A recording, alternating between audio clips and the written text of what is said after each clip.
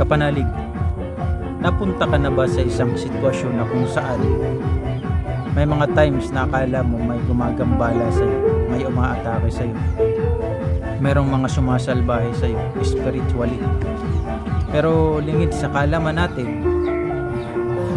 ito pala ay isang psychosis symptoms, no? Nakalimitan na sakit ng mga nasa spiritual. Okay? Yung tipong akala mo merong umaatake sa'yo, sumasalbahe sa'yo, nagkakaroon ka na ng hallucination sa isip mo, naapektuhan na yung pag-iisip mo, no? Nagkakaroon na ng pagdududa, agam-agam. So lahat ng negative pumapasok na sa isipan mo, na-absorb na ng isip mo. Okay? Kapag napunta ka doon sa point na yun, I will tell you na kahit sino pang pinakamagaling na manggagamot ang puntahan mo, hindi ka mapapagaling. Bakit? Kasi nagkakaroon ka or nagkaroon ka ng agam-agam sa sarili mo. Wala kang tiwala sa sarili mong lakas, sa sarili mong kakayahan. Okay? Napupuno ka ng negative energy pagka ganun ang nangyayari sa'yo. Sino magpapagaling sa'yo ngayon? Walang ibang magpapagaling sa sarili mo, kundi ikaw lang din naman, yung sarili mo.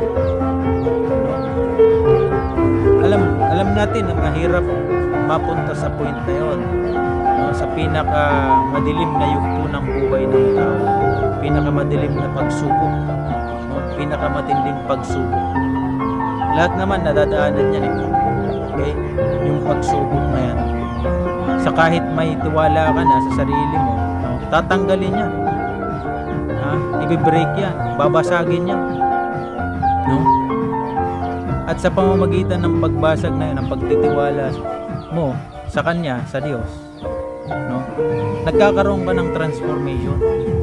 Pag nagkaroon ka ng transformation, diyan na pumapasok yung pagpabalik loob mo sa Kanya ulit. Okay? Sinira niya lang yung pagtitiwala mo yung una.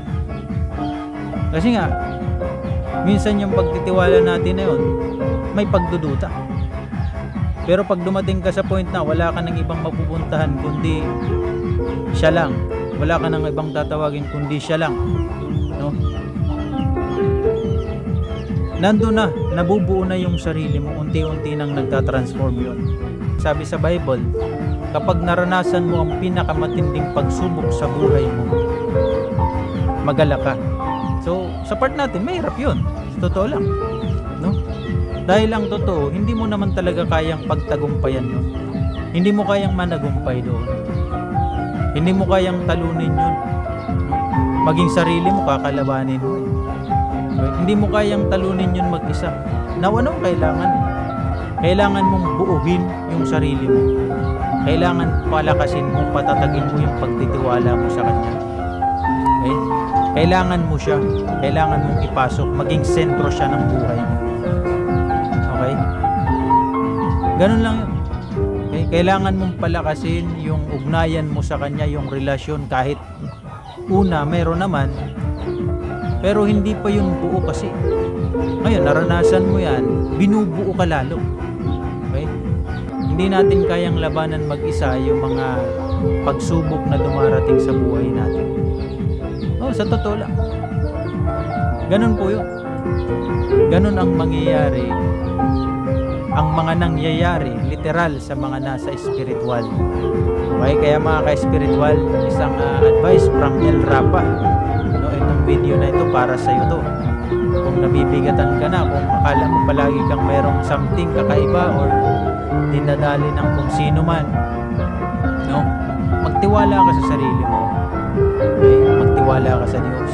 Kailangan siya yung sentro ng buhay mo. Okay? Hindi mo na mababago yan. Umalis ka man, hahabulin at hahabulin ka niya.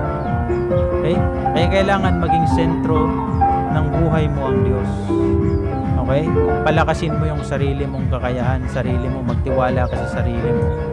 Okay? Remember the word, I am. God bless all.